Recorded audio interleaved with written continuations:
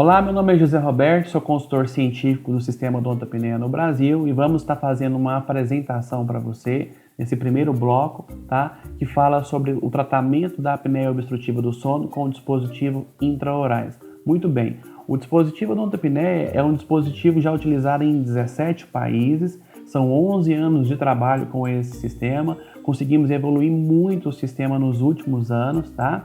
E nesses últimos anos também começamos e iniciamos algumas pesquisas em universidades e vamos estar apresentando resultados científicos para vocês dentro de pouco prazo. Estamos com pesquisas dentro da Universidade Federico II em Nápoles, na Itália, e também estamos iniciando uma na Unesp de Botucatu com a doutora Silvana. Bom, antes de tudo, é importante que o dentista, ao atender um paciente, ele tem que saber que o problema da apneia obstrutiva do sono é de caráter médico, não é de caráter odontológico. Então, um diagnóstico para esse tratamento se faz necessário. E o diagnóstico, ele é um diagnóstico também de caráter médico, multidisciplinar, onde envolve uma série de profissionais, tipo médico do sono, otorrino, neurologista, outras especialidades, incluindo até mesmo o dentista, tá? Como deve acontecer a abordagem do paciente dentro de um consultório odontológico? Muito bem, a abordagem ela deve acontecer de forma institucional, ou seja, esse dentista ele vai estar levando a informação para os seus pacientes de uma forma de campanha contra a apneia obstrutiva do sono, através de folders, né, e outros materiais, através de mídia eletrônica também.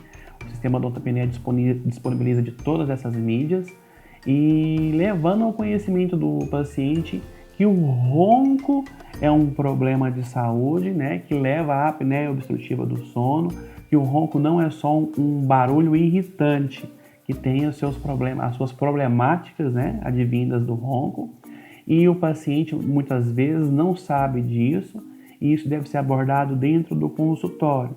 E abordando os sintomas da apneia, muitos pacientes podem se despertar e até mesmo pensar, pô, eu posso estar tendo esse problema porque eu tenho esses sintomas, ou eu conheço alguém que tem, o meu cônjuge tem, então eu acredito que daqui para frente, com as informações que eu recebi aqui no consultório odontológico, eu posso estar abordando um parente, um colega que está sofrendo, talvez, de apneia obstrutiva do sono e não tem o conhecimento que está sofrendo de apneia obstrutiva do sono. Então, vale a pena você passar essa informação para o paciente, para que o paciente possa chegar em casa, passar para a família também. E o dentista está tendo um papel muito importante, tá, nesse conceito. E eu acredito que dentro dos próximos 10 anos, o dentista vai ser muito reconhecido no tratamento do ronco e apneia do sono a nível nacional, como já acontece nos Estados Unidos. O dentista ele tem que tirar a dúvida do paciente, porque muitas vezes o paciente ele pode retirar um folder na recepção do consultório e ficar assim indagando o que tem a ver o ronco com o dente, dentro de um âmbito odontológico e tudo.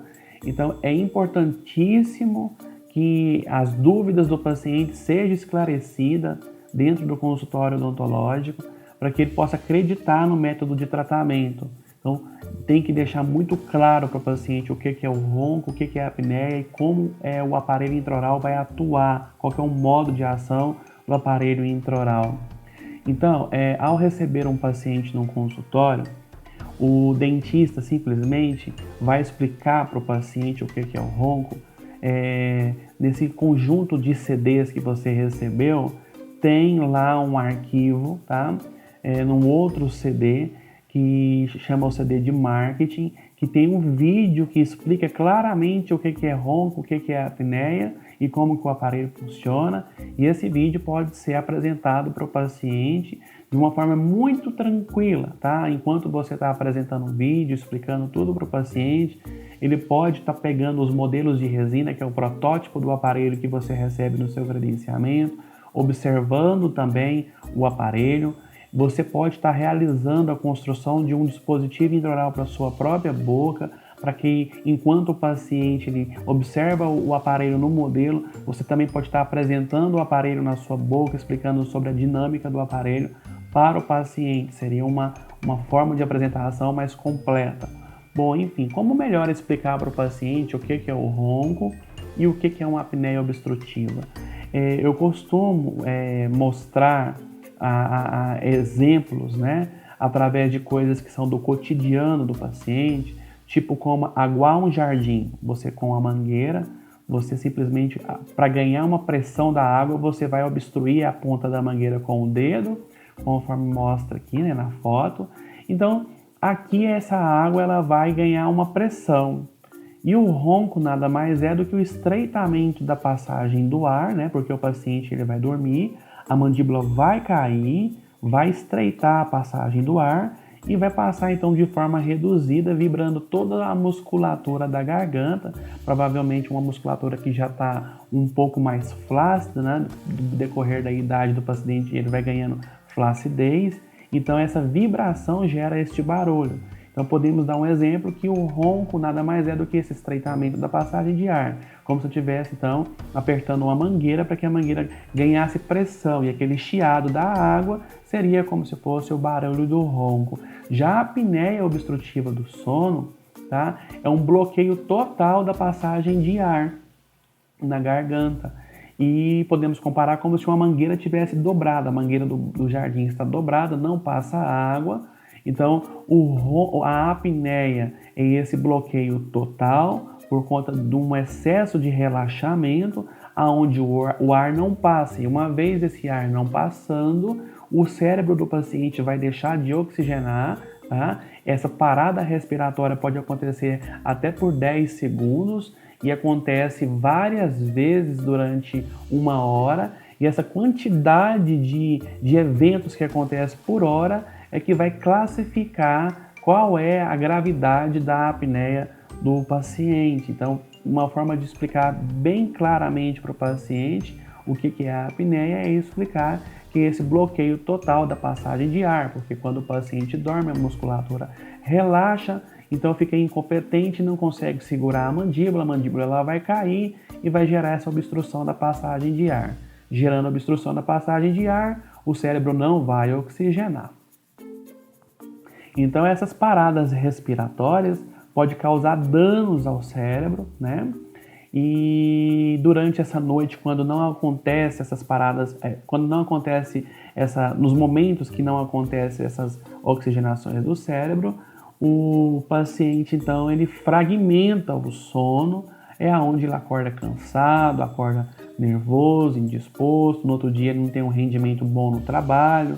E então isso daí oferece riscos ao trabalhador, que é um operador de máquina, que é um condutor de automóvel, que faz transporte de pessoas, que transporta material químicos, né, combustíveis, gases. Então tudo isso é muito complicado e o governo dos Estados Unidos faz um trabalho de prevenção muito bacana no país, fazendo com que todos os pacientes que têm apneia obstrutiva do sono tenham acompanhamento anual, faça exames para controlar, use o dispositivo intraoral. É bem bacana a política da forma de atuação contra a apneia obstrutiva do sono nos países de primeiro mundo, tipo como Suíça, Estados Unidos.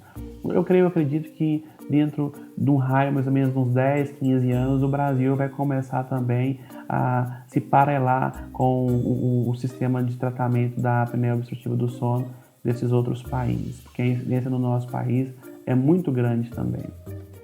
Bom, como explicar para o paciente o modo de ação do dispositivo de uma forma muito simples para que ele possa entender tranquilamente?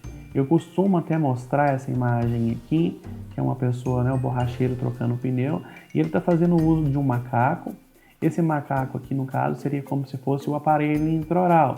Eu não dou conta de trocar essa roda sem ter um macaco que está levantando o carro ali para mim. Então, eu não daria conta de segurar a minha mandíbula para que a passagem de ar aumentasse, né, ampliasse esse espaço fisiológico enquanto eu durmo. Então, o dispositivo intraoral ele vai segurar a mandíbula para eu dormir e ele vai segurar a mandíbula numa posição mais avançada, mais para frente.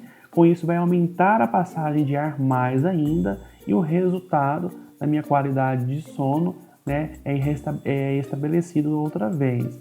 Bom, enfim, é muito simples de explicar para o paciente, desde que você explique deste modo, ele vai entender perfeitamente agora o que tem a ver então a proposta do dentista para o tratamento do ronco e apneia do sono.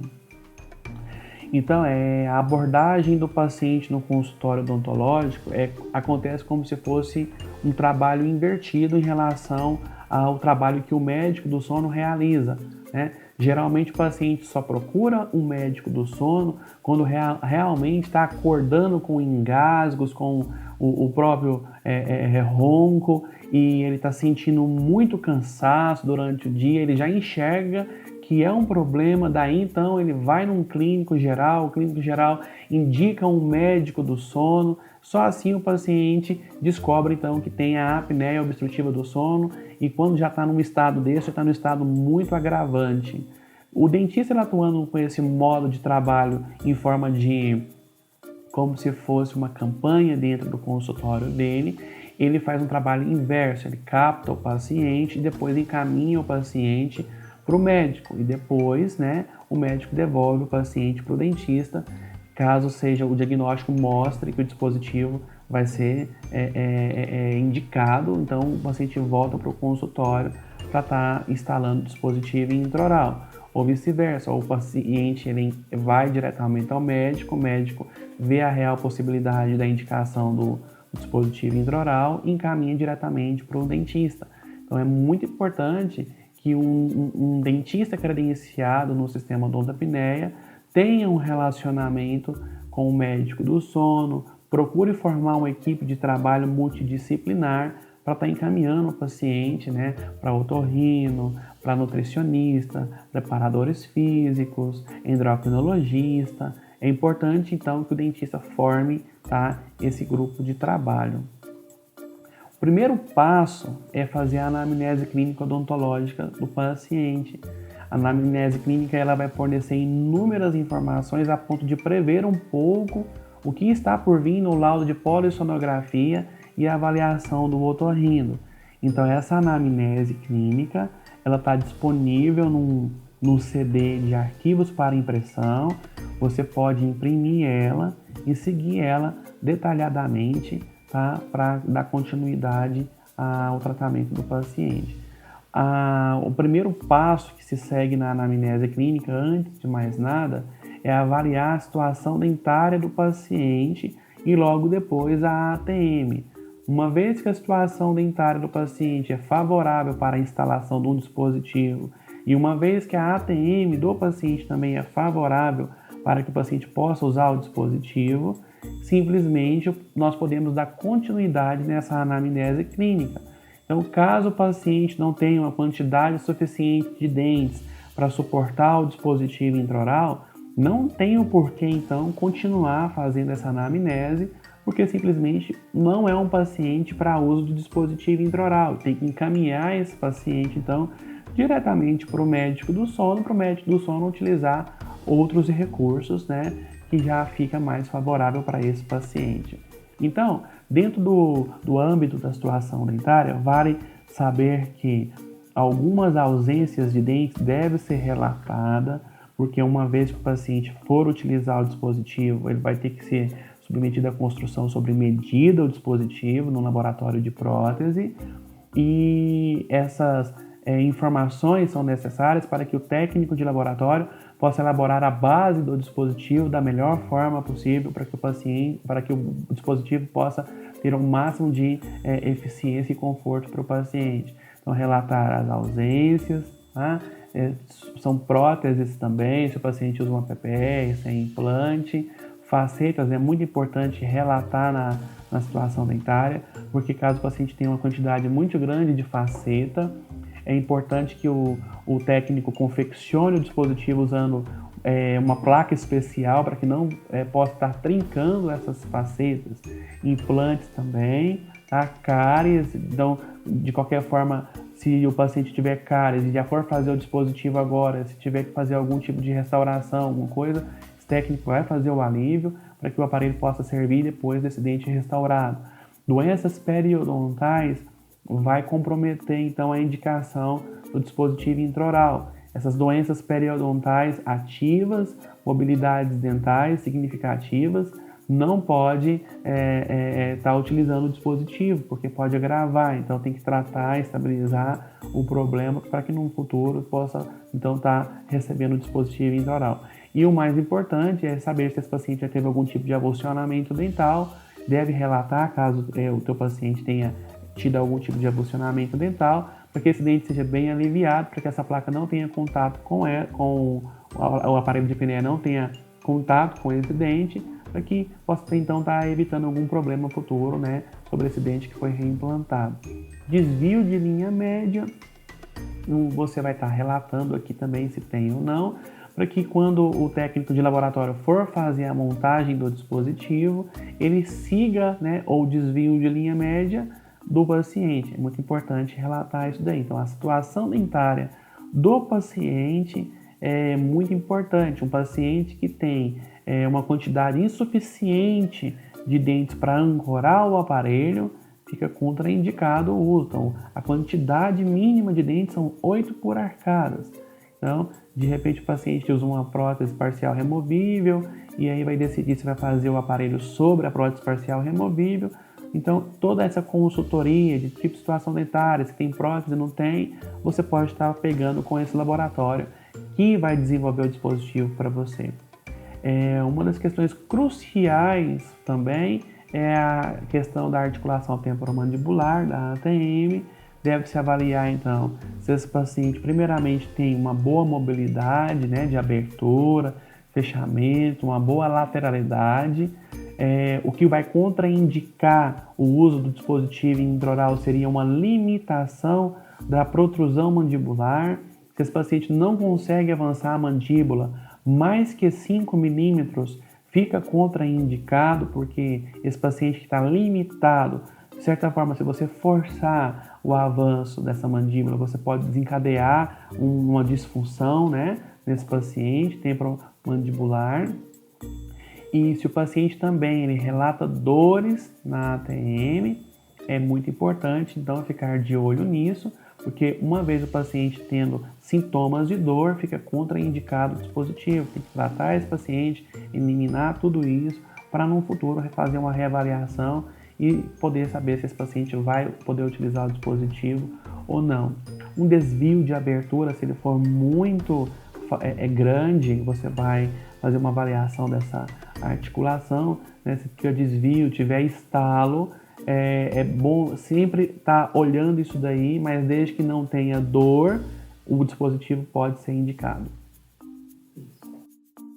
As limitações odontológicas para o tratamento com o dispositivo intraoral, as principais são doenças periodontal ativa, como eu já tinha relatado lá na parte de situação dentária, sequela de doença periodontal. Muitas vezes o paciente ainda tem essa sequela, pouca mobilidade, perca óssea acentuada. Vou dar um exemplo aqui, um espaço entre pré-molares e molares, ali perdeu muito osso, então é bom ficar de olho nisso daí. Já falei também sobre quantidade de dentes suficientes para ancorar o aparelho, então se tiver menos que 8 por arcada, também fica contraindicado. Que toda regra tem suas exceções, né? Porém, a ser avaliadas, porém, o standard mesmo seria 8 por arcada. Prótese total inferior é contraindicado, porque o aparelho não tem competência para sustentar a mandíbula quando a prótese é removível. Se for sobre um protocolo, tudo bem, dá para fazer uma prótese implantada, né? DTM aguda, isso aqui nós já estamos falando de limitação na parte de ATM. DTM aguda, todos os problemas que estiverem apresentando dor, fica contraindicado. Então, se o paciente tem estalo, porém é com dor, fica contraindicado. Se é sem dor, vai ser avaliado. Nós vamos fazer um avanço mandibular inicial com esse paciente menor do que aquele que não apresenta problema nenhum. Nós vamos falar isso lá na parte de avanço mandibular, tá? Não se esqueça, lá na parte de avanço mandibular vamos falar sobre isso. Se o paciente também não consegue avançar a mandíbula mais que 5 milímetros, fica contraindicado. Muitas pessoas perguntam, o dispositivo intraoral não vai desencadear problema articular no paciente? Então, se o paciente já tem problemas articulares, fica contraindicado. Se ele não tem problema articular, o que nós queremos é que o dispositivo não agrave os problemas.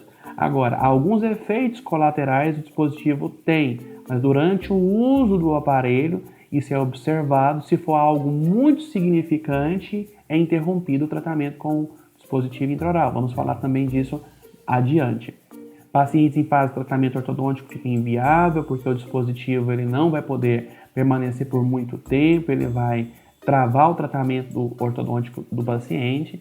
E em pacientes em fase de crescimento, no caso seria crianças, fica contraindicadíssimo. O método de atuação em apneia obstrutiva do sono em crianças e adolescentes é diferenciado, é realizado com tratamentos ortodônticos, ortopédicos, atuação nessa parte de respiração com o otorrino, totalmente diferenciado. Então, jamais pode ser instalado dispositivo intraoral em crianças. Valendo! O segundo passo é a solicitação de exame de polissonografia, tá? E a avaliação com o otorrino.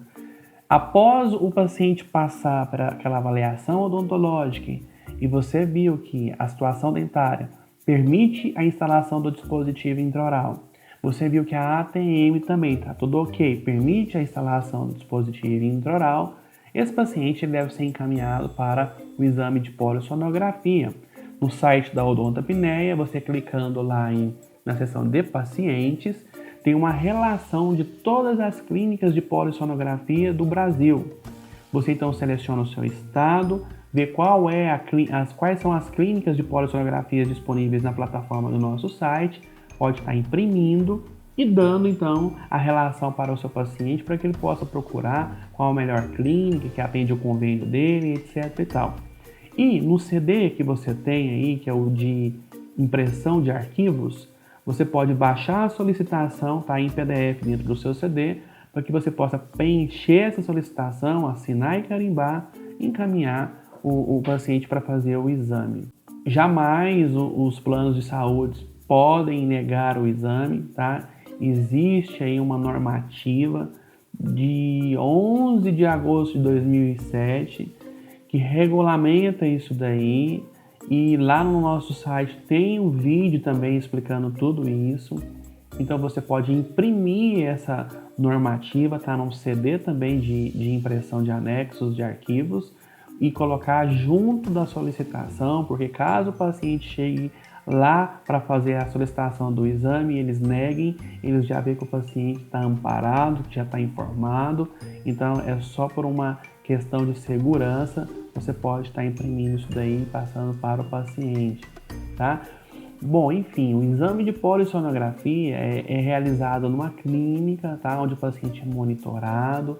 Esse exame ele tem uma indicação não só para avaliar o ronco, a apneia do paciente, como vários outros distúrbios do sono, e é ele que vai determinar a severidade da apneia através da quantidade de eventos que aconteceu por hora, né?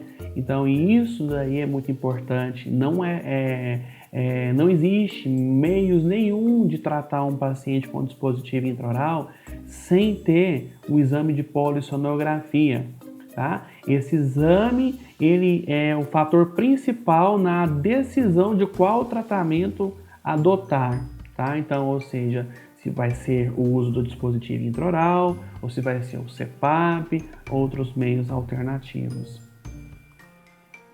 Então, após o paciente ele retornar com o exame, você vai pegar o laudo de polissonografia e detalhar ele na sua ficha de anamnese, tá?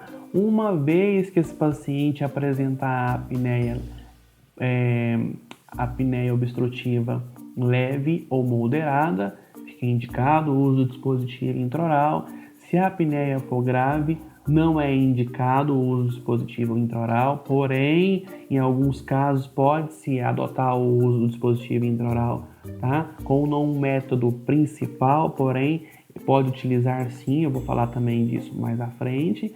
E se esse paciente apresentar apneias centrais, fica contraindicado o uso do dispositivo intraoral, tem que encaminhar para o médico do sono, ele vai estar então vendo qual o método melhor, provavelmente seria o CPAP a ser utilizado, tá? E uma vez apresentando a apneia central e a apneia mista, que vai dar, a apneia central e a apneia obstrutiva, que equivale à apneia mista, o otorrino ou o médico que estiver acompanhando o caso, ele vai sugerir o melhor método de tratamento.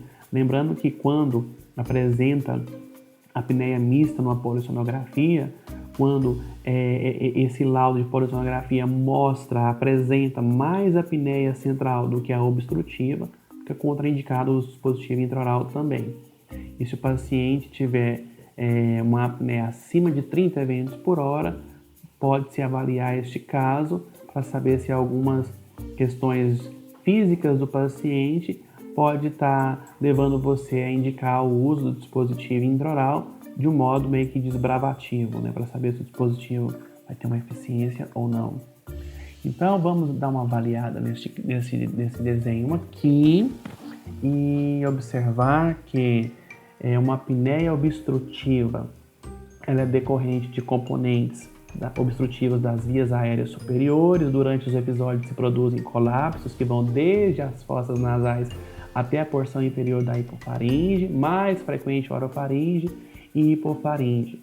Então, assim, em comparação com a apneia central, que é nessa parte superior aqui, mostra-se então uma ausência total do fluxo aéreo buconasal e de esforço ventilatório. Então, não tem nenhum tipo de esforço ventilatório nessa parte superior. Então, esses casos é utilizado o CPAP, que é aquele aparelho que faz a introdução positiva de ar, né, por conta dessa ausência de esforço ventilatório, ele vai entrar com essa pressão positiva de ar. Então, jamais um paciente que tem apneia central pode utilizar dispositivo intraoral, ou seja, aonde o exame de polissonografia vai mostrar com predominância o problema de apneia central. Então, o dispositivo intraoral jamais pode ser utilizado. Por isso, então, muitas vezes, alguns dentistas indagam, mas eu não posso colocar o dispositivo intraoral sem a polissonografia? Não, porque você não sabe qual é o tipo de apneia que o paciente tem. Então, de repente, você faz um dispositivo, cria expectativa no paciente, o dispositivo não tem eficiência nenhuma e cria-se uma confusão muito grande, porque o paciente ele vai querer o dinheiro dele de volta, cria um constrangimento, um desgaste, né, entre profissionais, ele não vai acreditar mais em você, não acredita mais no sistema, não te indica e, pelo contrário, vai fazer um marketing negativo seu. Então, é importante trabalhar certinho, ter, então, todo o amparo da área médica, de diagnóstico. Então, não se arrisque nem se aventure a fazer dispositivo intraoral sem antes mesmo de ter, no mínimo, uma polissonografia. Como eu tinha dito anteriormente, quando apresentar, então, no exame de polissonografia a apneia, eventos de apneia central e obstrutivas, junto, caracteriza, então, a apneia mista. Bom, vamos fazer um comparativo aqui dos principais sintomas, tá? Em relação à apneia central e à apneia obstrutiva, para que você possa ter uma ideia como é o sintoma numa apneia central, como nós comparamos com o sintoma numa apneia obstrutiva. Então, em relação à central, o paciente geralmente ele é um paciente que tem um peso adequado para a sua estatura. Já nas apneias obstrutivas, geralmente está mais focado em relação a pacientes obesos. Então, na central, nós temos pacientes mais magros, em obeso, em apneias obstrutivas são pessoas mais obesas. Na central, o paciente apresenta mais insônia, tá? E já na obstrutiva, o paciente tem muita sonolência diurna, cansaço físico, né? Na central, o paciente ele tem despertares durante o sono. Na obstrutiva, raramente o paciente acorda durante o sono. Na central, os roncos são médios e intermitentes. Já na obstrutiva, os roncos são altos. Então, os pacientes chegam e já falam, olha, eu estou roncando muito alto, muito forte. Então, quando o paciente ele já relata que tem um ronco muito forte, nós já ficamos esperando aí num laudo de polissonografia uma apneia obstrutiva, tá? Na central tem mínima disfunção sexual. Já na obstrutiva, disfunção sexual alta, né? A perca de libido muito grande. E na apneia central, o paciente queixa mais de depressão, enquanto na obstrutiva, o paciente queixa mais de cefaleia, dores de cabeça. Os principais fatores que um dentista deve observar na polissonografia é o índice de apneia e hipopneias, o tipo de apneia, né, verificar a presença de apneias centrais e mistas, e a desaturação da oxohemoglobina, que é a desaturação, né, de oxigênio no sangue. Então, que deve estar acima de 90. Isso é muito importante. Então, esses 3 fatores, embora o paciente vai ser acompanhado pelo médico, né, é importante que o dentista olhe. Tem outros vários fatores, não que seja menos importante, porém, esses 3 é fundamental que um dentista olhe na polissonografia desse paciente. Bom, aqui nós temos um laudo de polissonografia, né? Para dar um exemplo, temos aqui uma conclusão do exame, todo o relato, para que você que nunca viu um exame de polissonografia tenha mais ou menos noção de como é a apresentação principal, da parte principal. Além dessas apresentações, em todos os gráficos mostrando, né, a linha do sono do paciente. E como eu falei, você vai observar então o índice de apneia e hipopneia do paciente, que tipo de apneia o paciente tem, saturação, tá? Oxohemoglobina, que deve ser maior que 90. Então, das limitações gerais, os pacientes que têm a apneia severa acima de 30 eventos por hora, fica indicado o uso do CPAP como método ouro de tratamento para os pacientes que têm apneia grave, tá? Obesidade acentuada com IMC maior do que 30 também fica contraindicado o uso do dispositivo intraoral. Pode-se utilizar a nível de desbravatório, né? Para você simplesmente descobrir e saber qual que vai ser a eficácia do dispositivo intraoral com esse paciente que está com o índice de massa corporal acima de 30. Então, para você saber o índice de massa corporal do seu paciente, você vai pegar o peso dele, dividir pela altura e depois dividir pela altura de novo. Então, se ele tiver maior do que 30, o resultado fica contraindicado o dispositivo intraoral. Então, nesse âmbito de avaliação, é muito importante que você tenha algum otorrino, tá, próximo, para estar indicando os seus pacientes, porque uma vez que você começa a fazer essa avaliação física do paciente na cadeira sua, você vai observar a questão das amígdalas do paciente. E uma coisa que pode impossibilitar a eficiência do dispositivo intraoral ou que pode estar ocasionando a apneia desse paciente pode ser obstrução por conta de uma amidalite crônica. Então você observa as amígdalas do seu paciente e vai classificar elas aí na ficha. Quando você encontrar um paciente que tem uma amígdala muito grande, tá? Com um problema que possa estar criando essa obstrução, encaminha-se então o paciente para o otorrino para estar estudando a possibilidade de remoção das mesmas. Uma outra coisa muito importante é avaliar se o paciente não tem obstrução nasal. Essa avaliação do otorrino, o otorrino vai dar uma olhada geral, avaliar geral, não só a questão de obstrução, mas se o paciente tem desvio de corneto, septo, observar também se o paciente não tem nenhum tipo de alergia referente aos problemas respiratórios, que está ocasionando problemas respiratórios. Enfim, o mais importante é que você dê uma olhada, tá? E como que eu posso estar sugerindo para você estar dando uma olhada prévia nisso? Você pode estar utilizando o seu fotopolimerizador, que é esse aqui para fazer restauração. Você pode estar iluminando a cartilagem por fora, tocando a ponta do fotopolimerizador por fora e com o seu espelhinho, tá? O odontoscópio, você pode estar observando se existe alguma obstrução grande interna. E nesses casos, quando tem uma obstrução muito grande interna, existe, tá, um dispositivo que chama um dilatador nasal, e esse é para fazer um trabalho de estimuloterapia, para fazer um estímulo de respiração nasal, aumenta o duto da passagem de ar. Esse duto ampliado, o paciente ele recebe estímulo para respirar mais pelo nariz e ajuda bastante a diminuir o problema da apneia do paciente, porque o paciente provavelmente é um respirador bucal. Ele ajuda, então, ter resultados melhores associados ao uso do dispositivo intraoral, tá?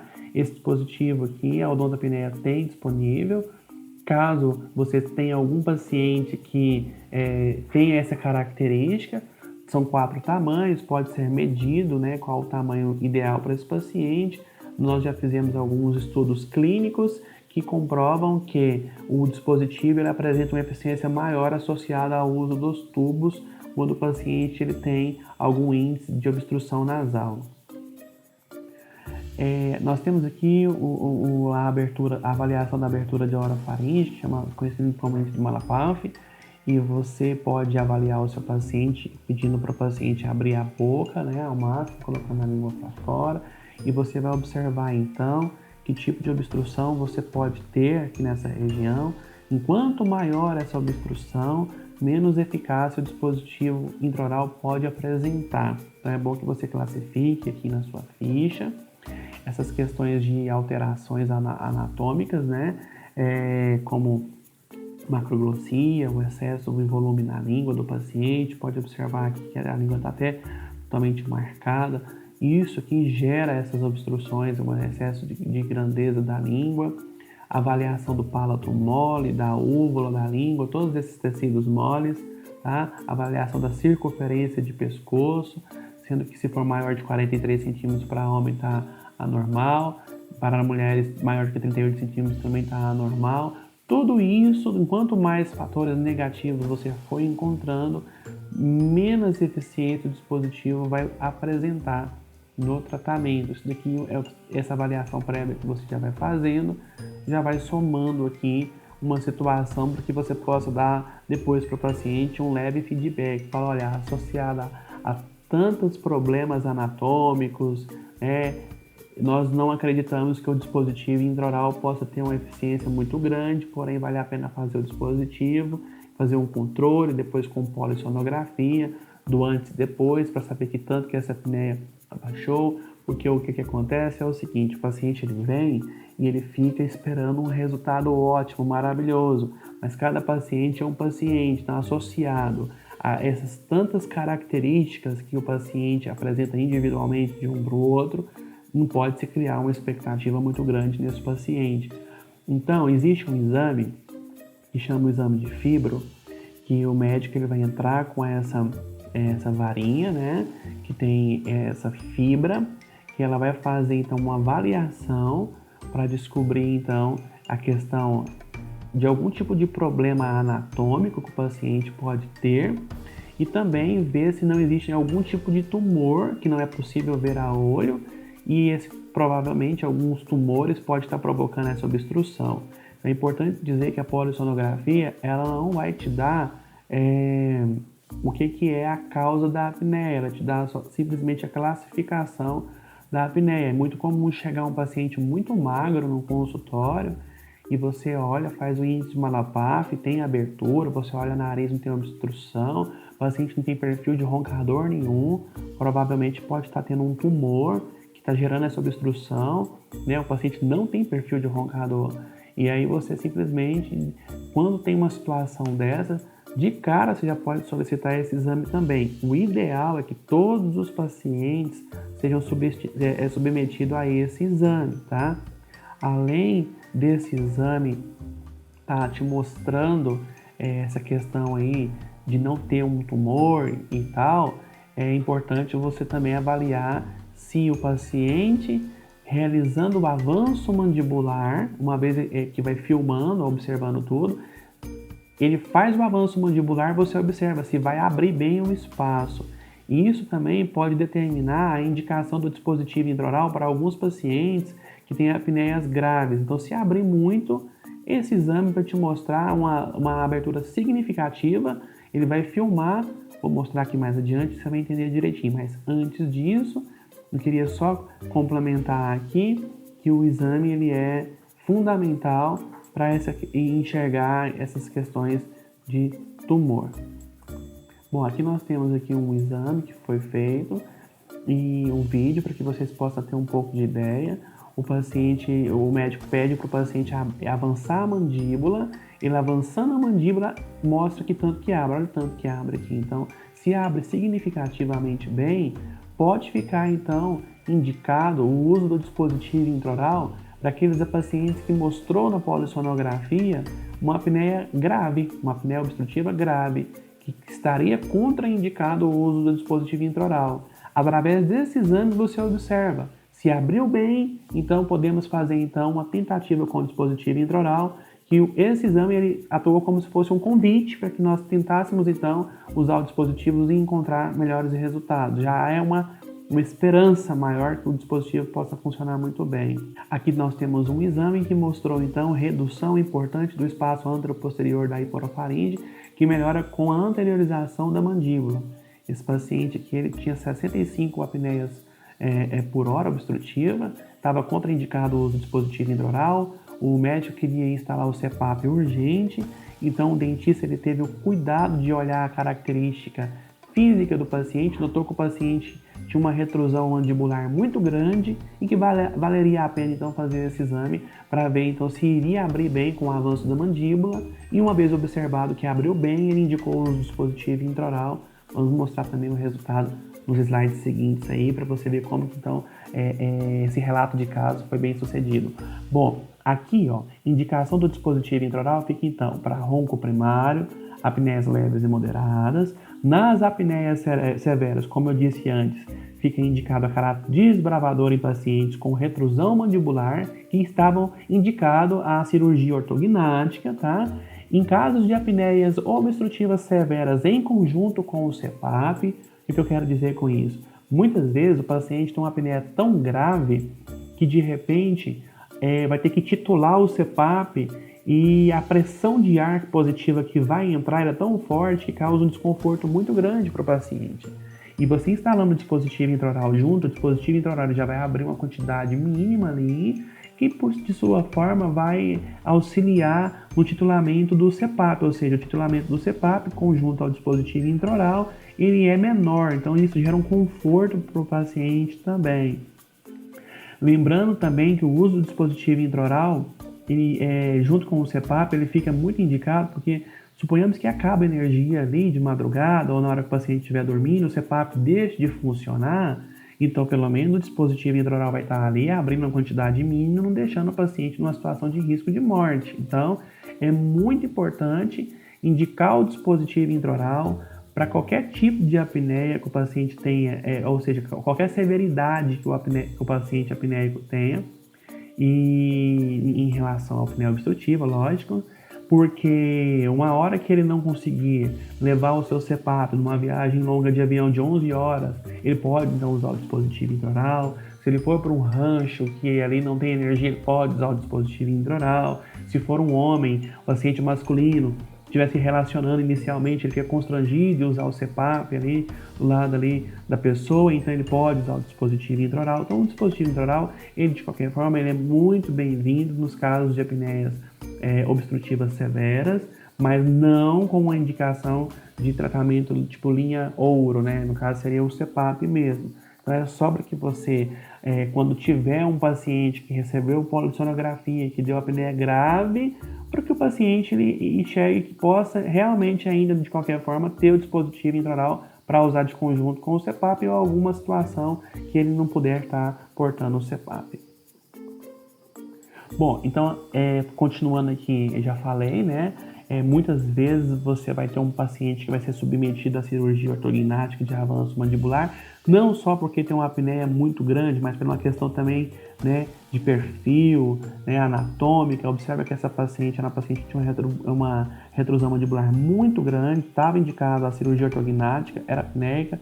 Você pode ver aqui uma ressonância magnética mostrando a abertura muito estreita depois que ela fez a cirurgia ortognática. Além do perfil, a estética melhorou muito, resgatou a autoestima desse paciente, abriu muita passagem de ar, conforme mostra a ressonância, então foi muito bem indicado para esse paciente. Porém, esse outro paciente aqui é um paciente jovem que estava com 65 apneias por hora e tinha um perfil bom. Ele tem uma retrusão mandibular não tão grande, mas uma significativa, que estava levando o paciente a ter essa apneia obstrutiva, então não era tão indicado o uso da cirurgia, porque poderia comprometer a estética do paciente, o perfil dele, e foi feito o exame de vídeo. Uma vez mostrou então que iria haver uma abertura muito significativa com a anteriorização da mandíbula. Então, uma vez feito a polissonografia de uso de noite inteira com o dispositivo intraoral, mostrou-se aqui então que enquanto o paciente tinha 65 eventos por hora, aqui na polissonografia com o dispositivo, né, mostrou então que não houve nenhum tipo de evento respiratório anormal no presente registro com o uso do dispositivo intraoral a noite inteira. Foi feito em clínicas distintas, por uma questão assim de segurança. Muitas vezes o paciente ele vai numa clínica indicado por um dentista que não tem um relacionamento muito grande com aquele lugar, e aí faz um exame, o médico já avaliou e diz que era para usar o CPAP, e de repente o médico não acredita em uso de dispositivo intraoral. Num caso deste daqui, o paciente tinha uma retrusão mandibular muito grande, então o dentista ele teve o cuidado de fazer uma polissonografia num segundo local, aonde pudesse então, de certa forma, ter segurança que não haveria ali um resultado de polissonografia com aparelho intraoral noite inteira fraudulento. Isso acontece muito. Muitos médicos falam, não pode usar o dispositivo intraoral, tem que usar o CPAP, está com 65 eventos por hora. O paciente ele quer fazer a caráter desbravatório, o médico não aceita de forma alguma. Então, nessas situações, vale a pena procurar uma segunda clínica e fazer um comparativo com o dispositivo intraoral a noite inteira, da forma que foi feito aqui, e evidenciamos que, então, que o dispositivo intraoral foi muito eficiente para este caso, porque o paciente ele tinha uma idade favorável, é um jovem, não tinha tanta flacidez, né, na musculatura, e era um paciente que tinha retrusão mandibular. Foi feito o protocolo certinho, o paciente ele fez exame, né, de vídeo, né, fibrovídeo. Então, simplesmente nós estávamos trabalhando no caminho certo e constatamos aqui através deste controle aqui. Sobre a eficácia do dispositivo intraoral comparado com o CPAP, essa pesquisa aqui tem essa fonte que está marcada aqui em vermelho, tá? Vocês podem copiar isso daqui e jogar no Google para poder ter resultados mais aclaradores, mais detalhados, e mostrou que comparando a eficácia do aparelho intraoral comparado com o CPAP, em relação ao ronco, né, o CPAP, lógico, evidente, melhora mais, porque é uma pressão positiva de ar, melhora do índice de apneia por hora, da fragmentação do sono. Então, o que se mostrou aqui em relação ao CPAP, uma melhor, né, o aparelho intraoral mostrou a adaptação, a aceitação, ou seja, a adesão com o dispositivo intraoral. O paciente ela aceita muito mais em relação do que o CPAP.